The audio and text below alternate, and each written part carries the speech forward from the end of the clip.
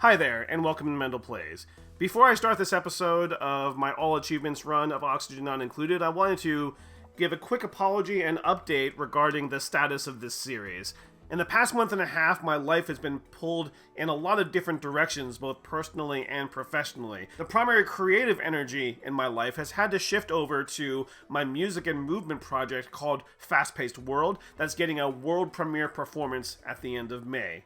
And there's a lot involved in that, between the creation of the audio. I'm also trying to create a couple of different versions of a music video. I'm collaborating with my choreographer and also trying to crowdsource a bunch of funding to get the 6 dancers that we want to be a part of this project paid competitively. It's made it so that during my spare time, I've wanted to play video games just to play video games as a relax and unwind, and not feel that my video game playing has to be something that's documented and edited and put into consumable content. A part of me feels bad about that, but another part of me has to let go of that feeling of guilt because I'm not currently trying to make this YouTube channel my career. That said, I do plan on devoting more time back to editing of this material in the future, so hopefully it'll become more regular than it has been in the past month or so. Even though I can say that I'm doing a lot of this for myself as just a personal hobby and a personal passion, the reality is that I'm really doing this because I want to share knowledge, not in a complete vacuum, but with people that are interested. And I've definitely gotten good feedback from people that definitely want this content to continue. So I'm going to use this as a motivator to not abandon this content completely. I will try to get this channel back on a regular schedule as best as I can, but if not, I appreciate your patience and your continued support of this content overall. You're always free to reach out to me, support my other projects if you're interested in who I am as a person and who I am as a musician and an artist. But otherwise, stay tuned to this channel, continue to show me the love, and I will definitely continue to put out content. Thanks so much for your support, and now, back to the episode at hand. Hi there, and welcome to Mendel Plays. In this episode of my All Achievements Are Bust Run and Oxygen Not Included, I'm going to be talking about 2 things. The first is the continuing discovery of both of the story traits that was added to the Sweet Dreams update. And the second is to go over my drowning chamber setup, which I use to regulate ranching and to produce more meat. It was at Cycle 148 that I discovered the Somnium Synthesizer, the second story trait that was added to the Sweet Dreams update. I avoided looking at any wikis or forums for this because, again, I wanted to discover what these story traits were all about on my own. So once I discovered this, I started to dig out the area to get access to the room and to see what the pajamas were all about. There was a bunch of salt water located in the area, but beneath this area I had already built my saltwater pool, and that's one of the reasons I decided to core out a larger area, because I knew that all the salt water would collect into a single area. After doing some basic building and coring, I got access to the main room and activated the pajama cubby to dispense the first set of pajamas. I wasn't sure how much time it was going to take to get the pajamas to actually come out, so I continued to core out the area and clean it up in the meantime.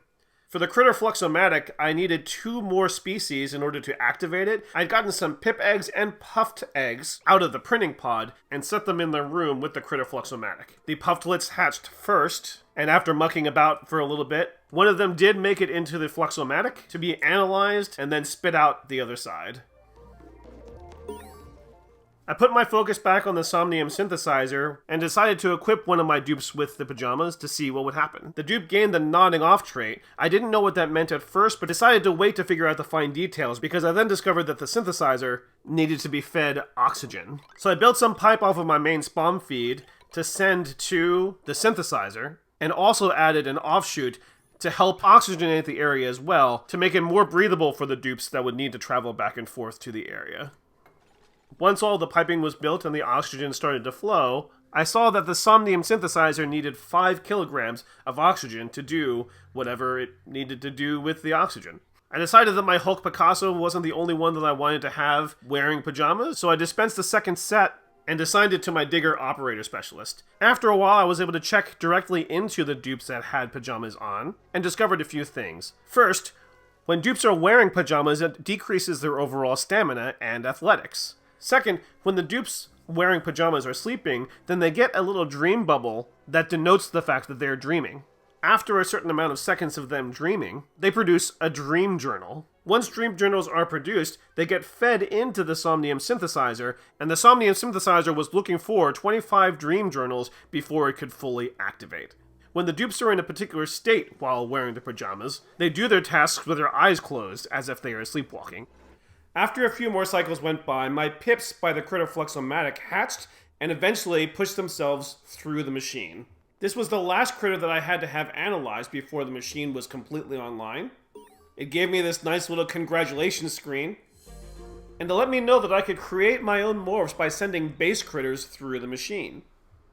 It dropped a physical object, which I assumed was just a decor item that I could throw onto a pedestal, and the second pip that went through after the device was fully activated came out the other side as a cuddle pip. I took the cuddle pip and put it into my egg room, since cuddle pips had the ability to get eggs to incubate faster. And this now leads into a good segue to talk about my drowning chamber. In order to effectively talk about my drowning chamber, I thought that I would pull from where my game currently is as opposed to when I did my original recording. The way that it works is I have these incubators that are all designed for different critters I have that are currently being ranched. These 2 are set up for stone hatches. These 3 used to be set up for glossy Drecos, but I turned 2 of them off because my glossy Dreco population is pretty huge and I wanted to do a few other things. These 2 house my smooth hatches, but I'm currently in the middle of getting rid of my smooth hatches at this point in the game because I have a steam room, which I will talk about in a way future episode. These are set to continuous, so when this stone hatchling actually hatches, and there are any new stone hatchling eggs lying about in the wild, it'll come through and it will put it into this incubator. However, if all of the incubators assigned for the stone hatchlings are full, then instead, that gets sent over to this conveyor loader, and that's true for any of the other incubators as well. This conveyor loader is set to take various critter eggs to help control the population of how many are in incubation versus how many are in each individual ranch overall.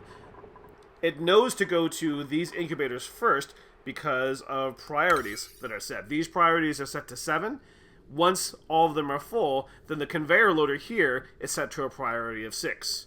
When the conveyor loader takes it, it then just gets sent directly into this drowning chamber. And this drowning chamber right now, actually I'll zoom that out and pull it up a little bit.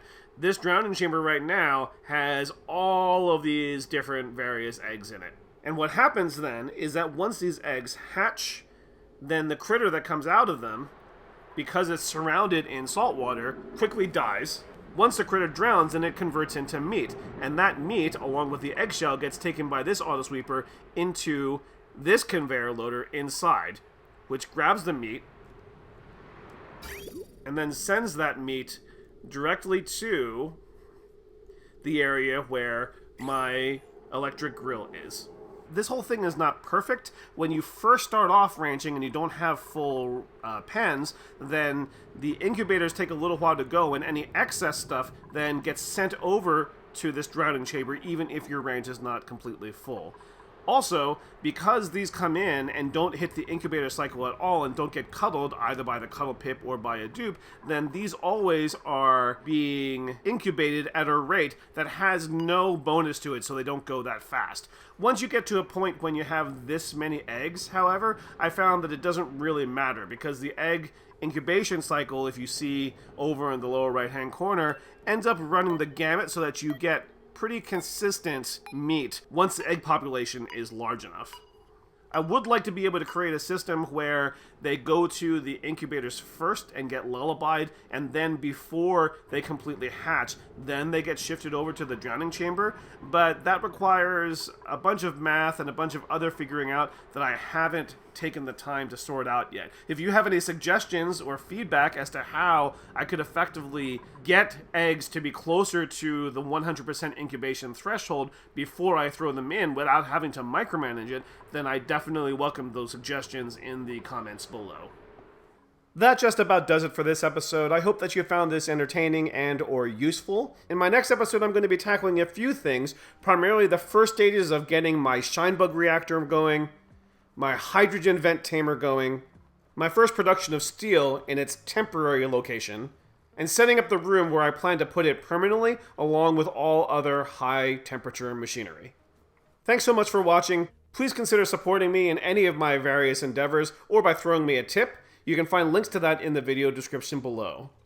Insert your standard like and subscribe ask here, and please always feel free to reach out and tell me your story, because no matter who you are, I would definitely love to hear it.